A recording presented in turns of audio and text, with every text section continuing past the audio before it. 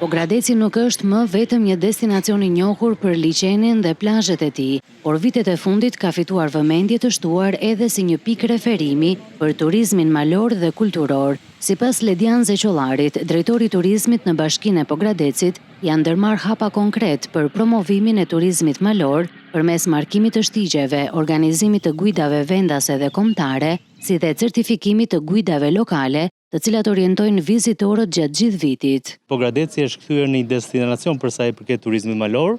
ku ka destinacione siç është Mali That, i cili është kthyer në një destinacion mjaft të kërkuar nga turistë që kërkojnë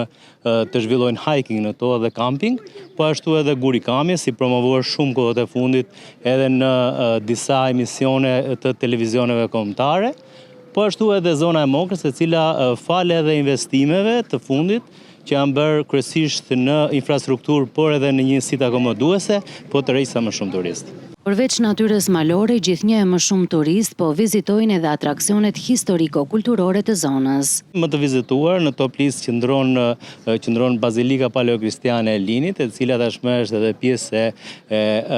mbrojtjes së UNESCO-s, për pjesë e trashëgimisë botërore të UNESCO-s, me një numër prej rreth 5.000 vizitorësh në vit. Po ashtu edhe Muzeu i Qytetit, por pa lënë këtu edhe zonën e Mokrës, ku atraksionet kryesore të cilat janë vizituar për sa i përket turizmit kulturor janë varret monumentale të Sjelsës dhe ura e Golikut. Turizmi në Pogradec po diversifikohet, duke i dhënë qytetit një identitet të ri që shkon përtej pushimeve tradicionale verore. Me zhvillimin e turizmit malor dhe vlerësimin e trashëgimisë kulturore, Pogradeci po kthehet në një destinacion të vizitueshëm gjatë gjithë vitit.